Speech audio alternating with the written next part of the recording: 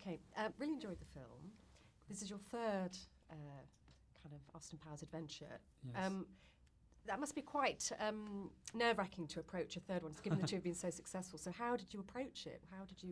What could you possibly do? Well, we kind of go at it like a band who's doing a concert where we know we have to do some of the greatest hits, but we want to throw in a lot of new stuff. And once we had cooked up Goldmember as a character and then had the idea of Beyonce Knowles playing Foxy Cleopatra, and then the father thing with Nigel Powers played by Michael Caine, that seemed like enough new things to make it sort of worth it for us. I mean, we really didn't want to do it unless it was going to be turned up. We didn't really need to just come and make a third one because the franchise had to be prolonged.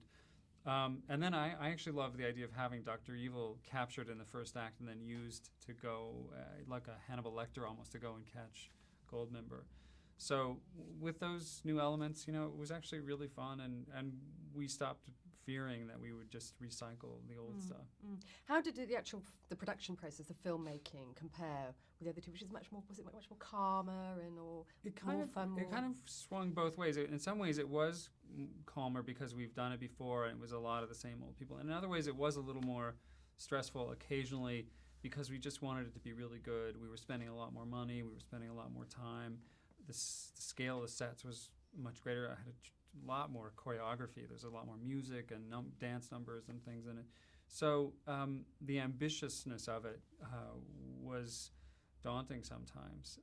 But we always would say, yeah, but we're just having fun and it's going to be great. And we would shoot the hell out of it and then hope it would all cut together. Yeah, because like you say, it's like on a much more massive scale, isn't it? There's much more set pieces. It feels that way to me. It's hard to judge. We're hard for us to be objective about it, but going to Tokyo, we're in Geneva, we're in underwater in a giant submarine shaped like Dr. Evil. I mean, it is... It's a bit more like a Bond film. Yeah, it's a little more Bond in scale. And but it also, more than anything else, it has to really feel funnier. That's what the audience is really hoping, that they're not just going to come and see cool sets and cool music, but that it will feel funnier. And Mike is really doing it. I mean, he's really at the top of his game. He's hilarious to me. He makes all of us laugh. I'm still laughing in the dailies and in the edit. We just finished mixing on Friday, and the mixers were all laughing. So I hope he pulled it off. I mean, I think he did, and it's up to the audience to decide. Yeah, no, it was great. The new character Goldmember. For whatever you explain, he's Dutch and everybody hates him, and so why Dutch, and where did he come from? Mike cooked that character up from a kind of a composite, as he always does, of pop culture things. But I think he saw a character on an HBO special about swinging Amsterdam characters, and this one guy who ran a sort of farm that was converted to a swingers paradise. It's a long story. I'm sure he could tell it better than me. But he just liked this guy's weird way, and he put on his own stuff onto it. Certainly he wasn't a roller skating guy. Mike added the roller skating and the roller disco thing, and the fact that he'd be in the 70s. But the clogs and the accent all came from his research. He's always really very thorough in that research, actually. And all the films, very important part of it is casting. And Michael Caine is obviously a great caster, but Beyonce is kind of quite a revelation, really, isn't she? Beyonce was it like a Star is Born? And all no, it's true. I mean, Beyonce is the revelation for us. I mean, we were very eager to find someone who could be a great performer. She had to be performing on stage when Austin goes into the 70s to look for Goldmember, and she's singing. Mike had a whole theme song written out for Goldmember, so she had to pull that off, and we knew she could do that, and we actually auditioned a number of people who were performers who probably could have pulled off the music part, but she came in and read a scene with Mike and got him laughing, he got her laughing, and there was this incredible chemistry. She's 20 years old, and she comes across like she's been doing this forever. She's got these great repertoire of reactions, even, like these sort of Lucille Ball kind of great reactions. And she's got so much charisma, and I don't know, we're kind of all like going, is this as exciting as it feels like? I mean, are we really watching the beginning of like a Cameron Diaz or a Jennifer Lopez or somebody like that, and that's how it feels to me. Yeah, definitely. She's got so much on the screen. Yeah. You kind of want to, your eyes are naturally pulled. Yeah. I just want to quickly mention, we can't really talk about it too much because it can't really illustrate it, but there's loads of massive cameos and big star surprise appearances. Can you just talk a little bit about that and how easy it was to get them, and how nerve-wracking, I guess, to pull that together? It's funny. Everybody asks about it, and we've always had cameos in the films, and I'm sort of always a little irritated when cameos just sort of pop up, and there's a kind of strutting out of the people who want to be involved in a film. And I tried to sort of make fun of that. I mean, a lot of this was set up to really turn up the action. There's a movie within the movie where the movie being made about Austin Powers' life, and something happens where it's all turned upside down. And we wanted to make it so exaggerated, and the types of cameo, the people who would play these parts be the utmost people who could play these parts. And we thought this will only work if we get these people. How is this possible? What are we going to do? And every single one of them said yes, which Mike Myers is to be credited for, because he called every single one of them more than once, got a couple of them to jump in, and they all wanted to be part of it. And it's just his charisma. I mean, he really is kind of Austin-like in that way. He's such a believer in what he's doing that even if he has a hesitations, he pretends like they don't exist and just dives in, and everyone seems to it's a contagious joy of the thing. And that's how it was. Everybody that we talked into it came not just like out of some obligation or doing a favor. They all came like, this is what we've been waiting to do. This is going to be really fun. And it all happened in one day. It was the most nerve-wracking day of my life because I had to be so prepared, and they're all people who are big stars who I obviously would love to work with someday, so I didn't want to be an idiot on this one crazy day. But it worked, and we shot the whole thing, and it's one of the most exciting things about the movie. Yeah, no, it's great. It's a really good fun beginning. That's it. Anyway, thank you very much. Thank you. Kitty? I That's call my the name daughter of it. KT. Katie, that You know. Yeah. This is your third film, the Austin Powers film. This is your my what? third? It's your third outing. My third, with yes, Austin yeah, Powers. yeah. When you got the call there was going to be a third one, were you kind of worried at all, because it's difficult to? No, not at all. So No. I couldn't wait to pick up the phone. I couldn't wait to get there. I couldn't wait to read the script. It was not difficult for me at all. I love this character. I've had so much joy in being involved in this project and with these wonderful people and with Mike. It's a gift, It's a gift that came to me. Yeah, because I was reading the notes that how your kind of people's perception of you has changed quite a lot from appearing in these films. You've gone on a whole new audience. How on a day-to-day basis, what happens? It depends on what my perception was to those people before, I guess it has, I don't know. I love playing this character. There's a lot of humor in it, and it's set up so well and so well defined. And to work with Mike, which is a great experience. He's one of the finest actors I've ever worked with, and I worked with quite a few fine people. And to be with John Lyons and Jay Roach. Jay Roach is one of the finest directors I've ever worked with. And the whole ensemble piece, I mean, it's just a wonderful thing to be able to be involved in this kind of project. It's a very special, got a lot of really wonderful energy in it. How does this one compare to the other two, just from a kind of creative point of view? They all have their special qualities to them. I like this script. I think this one's got aspects in it that the other ones haven't had. Many surprises for all of us, And it just got to, this one is. There's some wonderful characters in this. I like this one a lot. What about the actual production process and the making of it? How did that compare to the other two? I mean, was there a difference in Mike, say? Was he kind of different? Well, we all, we're supporting him, and he goes through it's a big project to do for him, because with all of these different characters and putting these different makeups on and becoming this different, from Austin to Evil to Fat Bastard to all of these characters, you know, that takes a lot of time to prepare. Plus, he's playing the part. And so we're all kind of there, ready to to be right on our marks as best as we can, because that's a lot of work, you know. But he's such a special talent. He's a very, very special talent. And I always say that he's like the Buster Keaton of today, you know. He's got great body language. He's a wonderful actor. He can, you know, the soul within him is so bright that he has the energy to play all of these different things, and it's wonderful to be around something like that. Mm.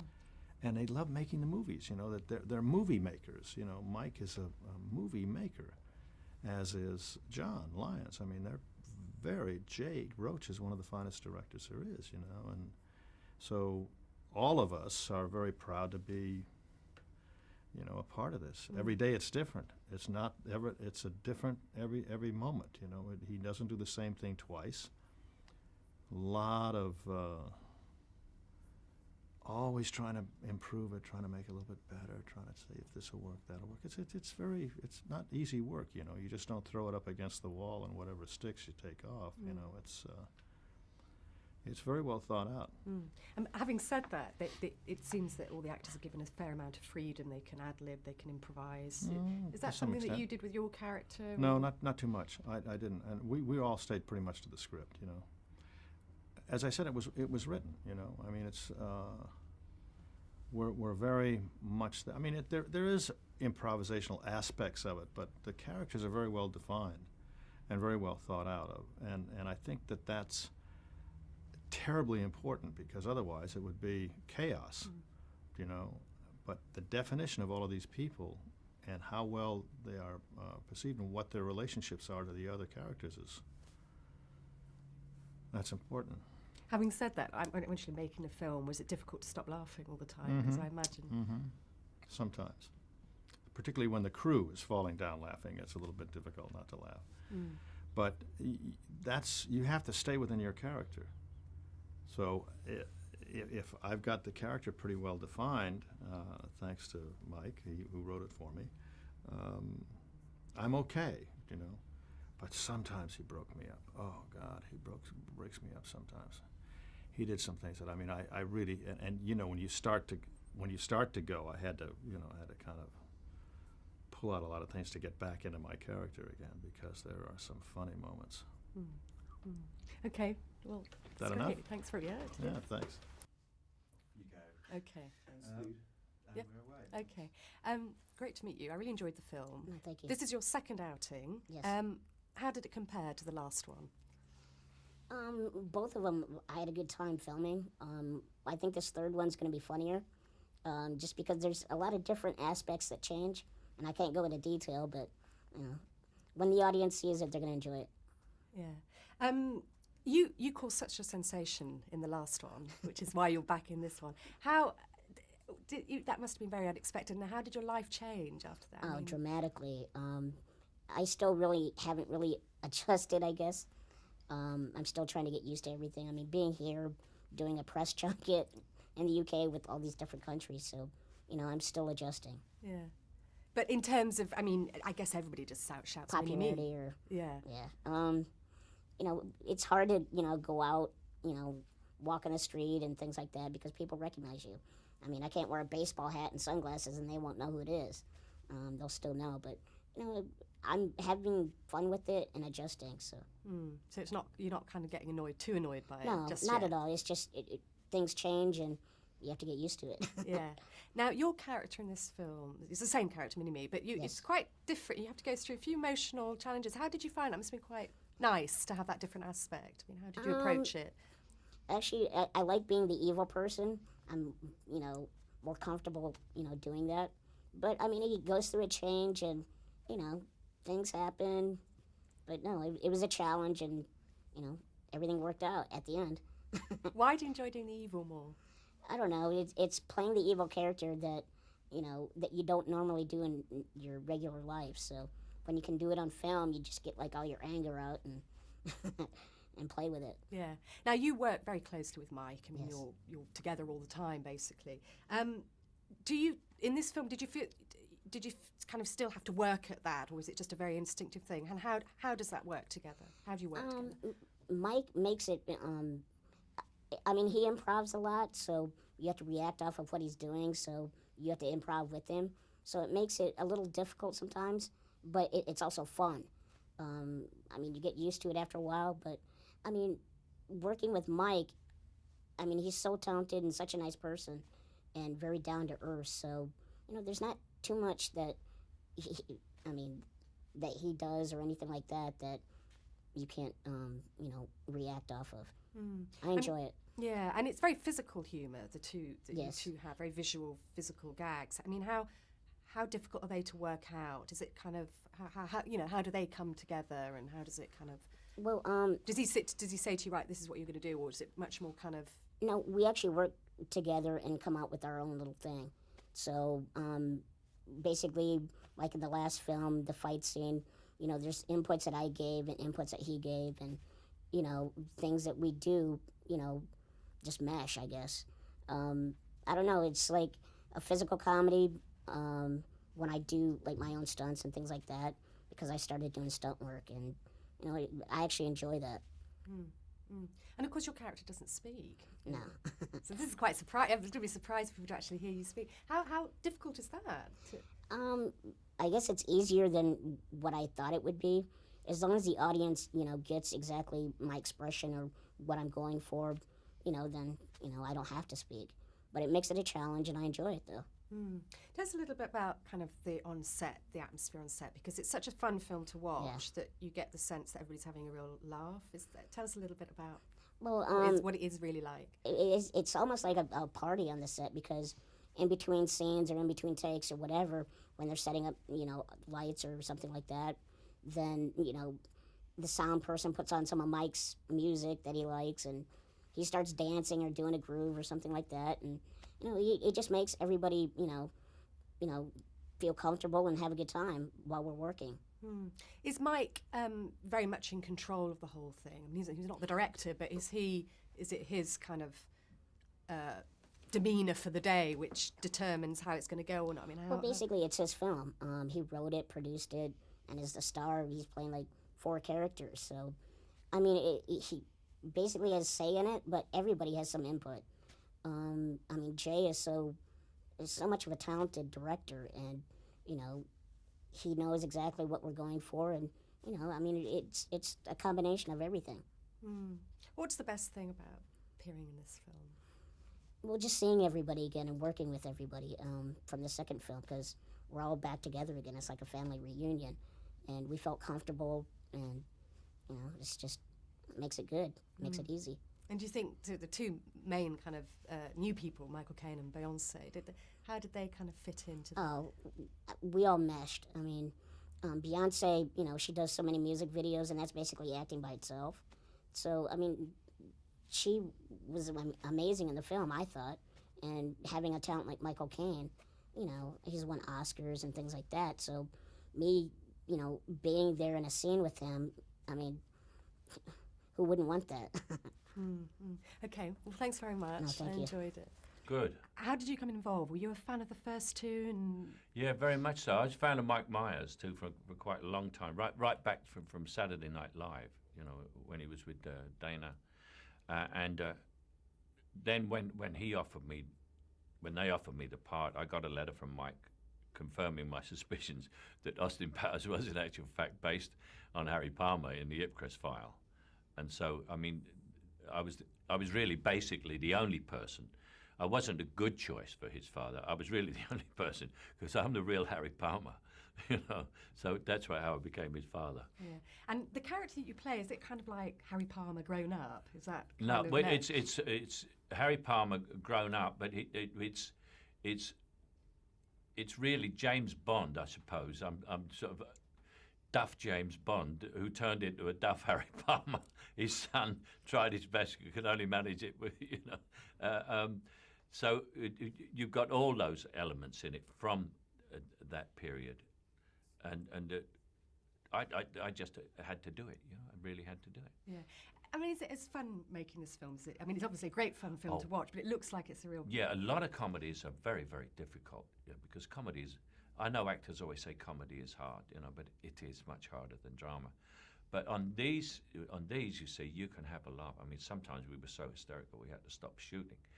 But that doesn't necessarily mean it's going to be funny for the audience because you find it funny. So you worry a little bit. I mean, we found it so funny, and also you're allowed to ad lib a lot.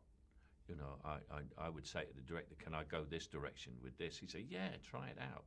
And sometimes you wouldn't even tell Mike. He said, "Take Mike by surprise," but you can't take Mike by surprise. You say anything to Mike, he will immediately go in on it and do it better than you did. So we had a lot of fun, and Mike's extremely easy to work with, and so is Jay Roach. Yeah. Great. Now, of course, you play his father Yes. in the film. Did you get very specific about the mannerisms, and you kind of share the kind of same Well, teeth what and all I this did kind of stuff? was I copied a lot of what he did in order to let you know that he, in actual fact, had copied what his father did. But I was the other way around. I had to copy him in order to make it look like he copied me. And the only one that I missed, and I got home and I suddenly went, shoot, I missed one, and the one was zip it. But he goes, zip it, zip it. I didn't do that one, but I did everything else. Yeah, but you didn't like the teeth, I read. Well, no, I didn't. No, but the first time I did this scene where I had to shout at him, I blew the teeth straight out. They came straight out. And when he said it was based on Harry Palmer, I said, "Well, where'd you get the rotten teeth from?" I didn't have rotten teeth in Harry Palmer. He just said British people have rotten teeth, but we used to. Yeah, we used to have bad food as well, but we don't anymore.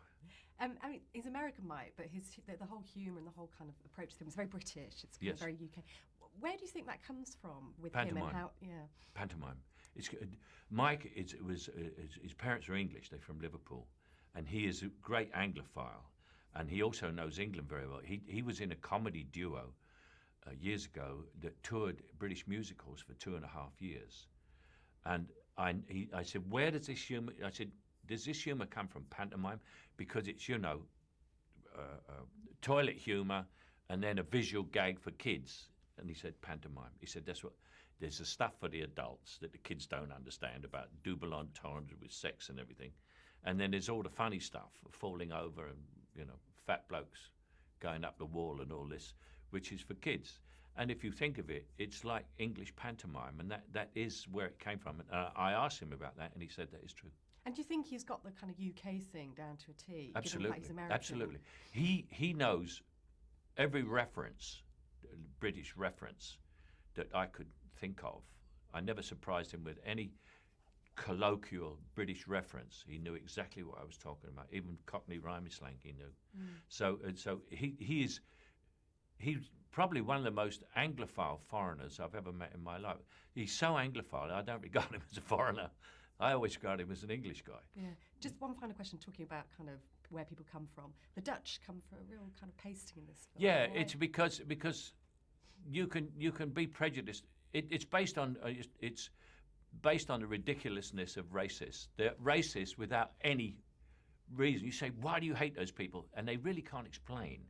And of course, when he says he hates the Dutch, he said, well, and how can you hate the Dutch? Nobody can hate the Dutch. But a real nutcase like Nigel, he can hate somebody that nobody hates. He doesn't have to have a reason, which is what's funny about it. I hope it's funny. I haven't seen the movie. I'm not going to the Dutch premiere. Have any Dutch journalists come in yet? Yeah, I bet there's a Dutch journalist. No, bound to me. Yeah. Thanks very much. You're welcome. Oh, that's good. Really enjoyed the film. Oh, thank you so much. First two very successful. Number 3, which this one is, how did you want to make it different? What was the starting point? We wanted it. Jay Roach and I decided, the director decided that, and independently, we didn't know how to break it to each other.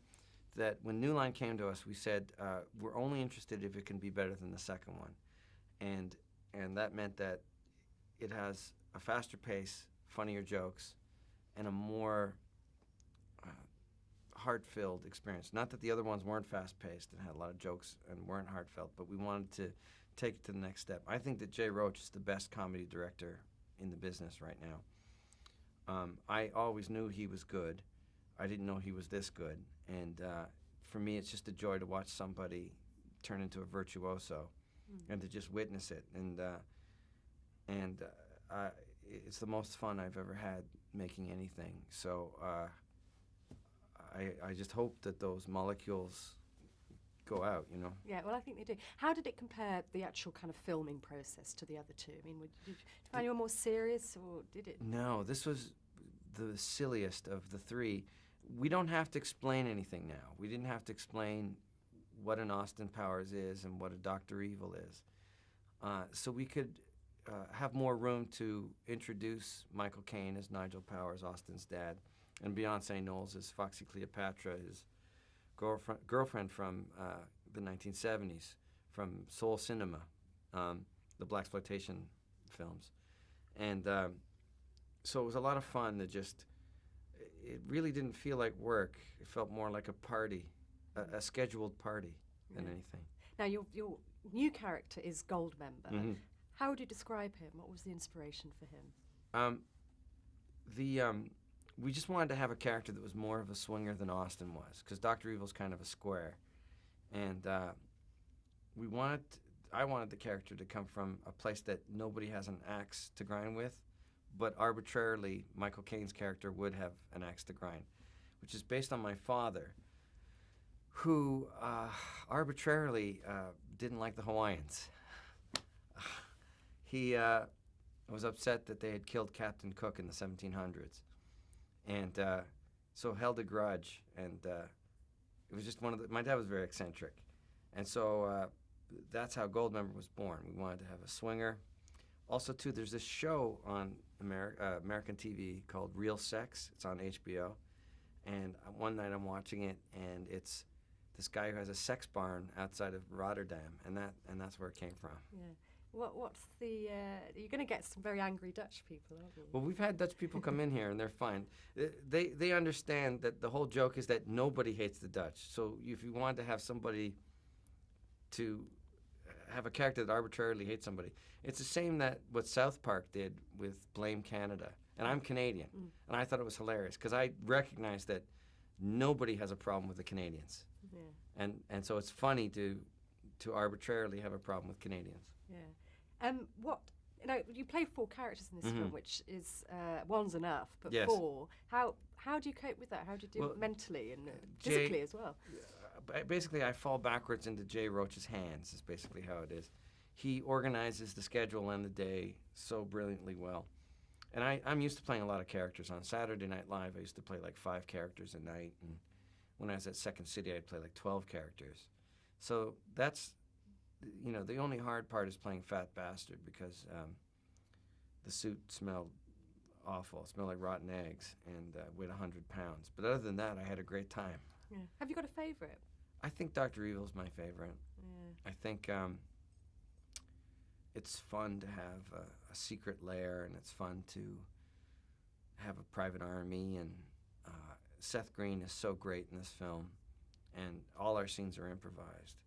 Everything that Seth Green said, he came up with. Yeah. So. Now, of course, without giving it away, there's a resolution at the end of this film, which kind of makes you think, well, there cannot be another. Is that the idea? That's the idea. I don't know if there's another, but we wanted it to seem. I would love to do another one.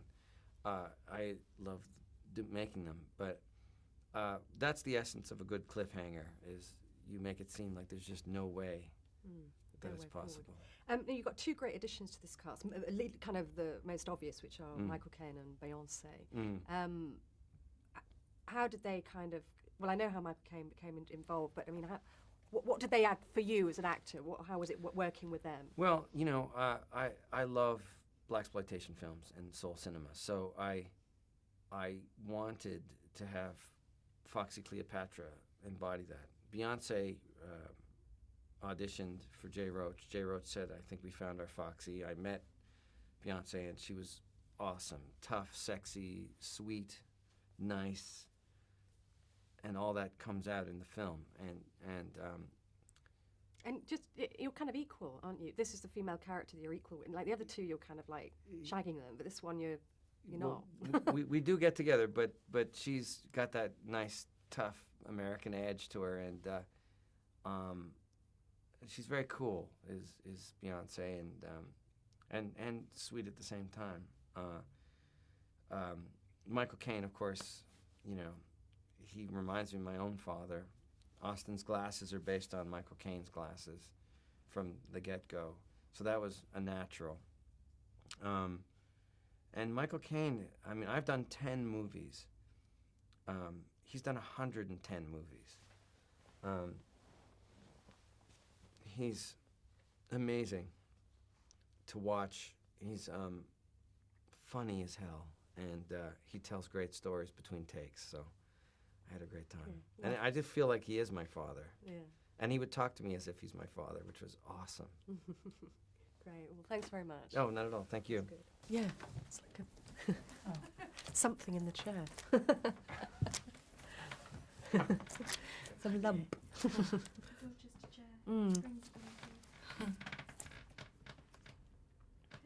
Okay. Okay.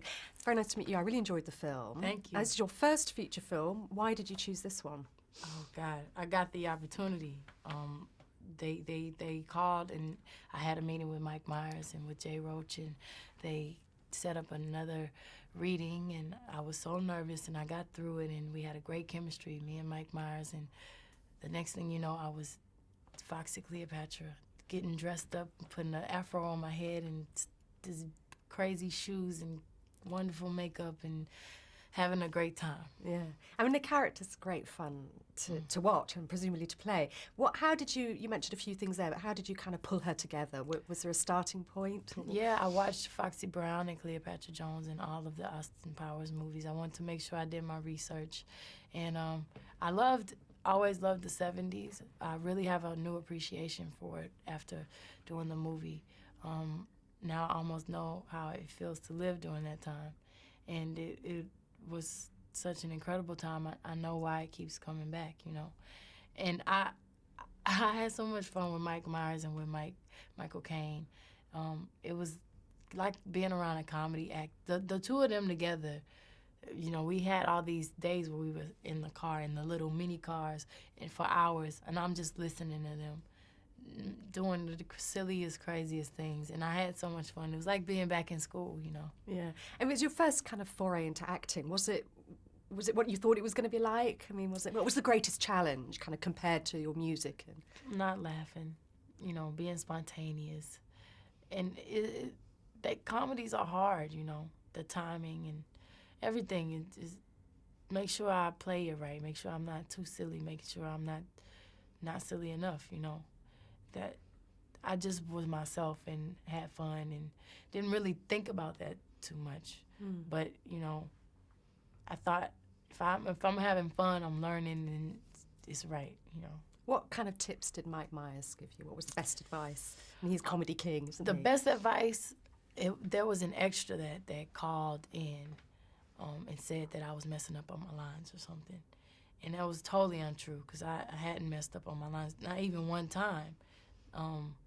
I wanted to make sure that I didn't, because it was my first movie. You know, when it's your first movie, you really don't want to make a mistake, so you don't make mistakes as much as the people that know, you know what I'm saying. So I was very disappointed, because then they said, well, she's pretty and nice, but that's like the worst thing that you could tell me. It's like, what? You know, I'm sorry. And I was so mad. He just told me this whole thing about every day if there's something, you know, and when you're good, then you have people that do this to you. And it was just, he called me after he had worked all day. He didn't have to do that. He called me personally, and it was just, he could have waited till the next day. It just was on his heart to tell me that, and it was so nice, because people don't do that, you know. He didn't have to do that. Just talk a little about your look as Foxy Brown, because it's very key to her character. Did you have much kind of input into that, or say? Or? They had all of that done. You know, I came there, I looked at the storyboard and the sketches, and I was so impressed and so excited and anxious, and I saw, you know,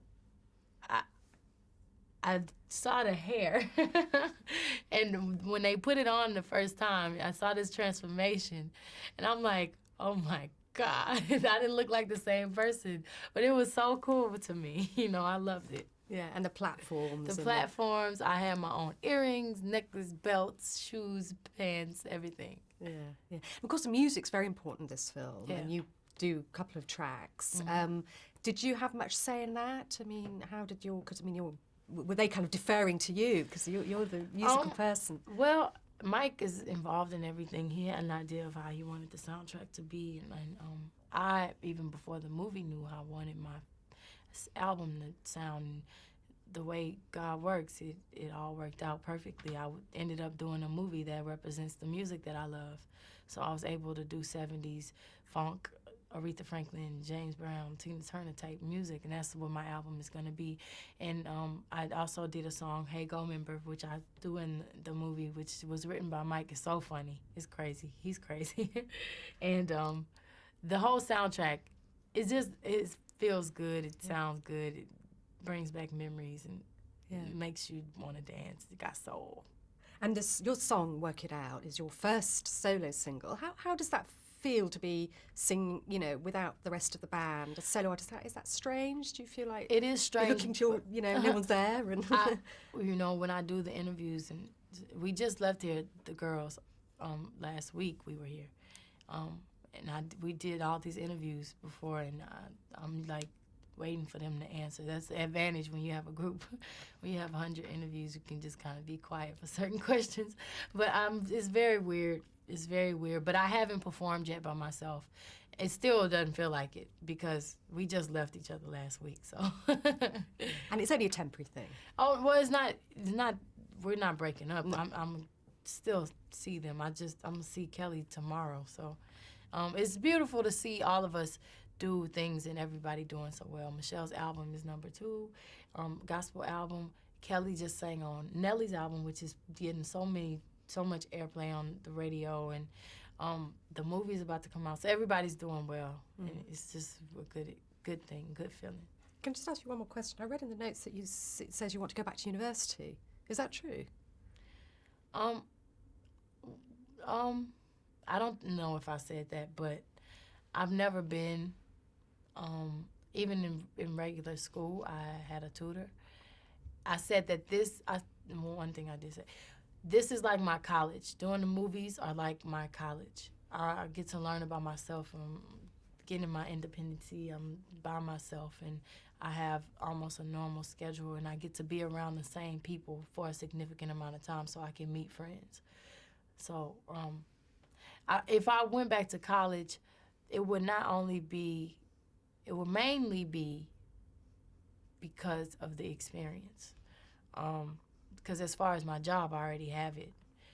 I don't know if I could do that and have a regular, normal experience now, so I don't know if that'll help, but I would have liked to go, Yeah, I didn't. It's just something I kind of didn't realise, and I thought, that's interesting.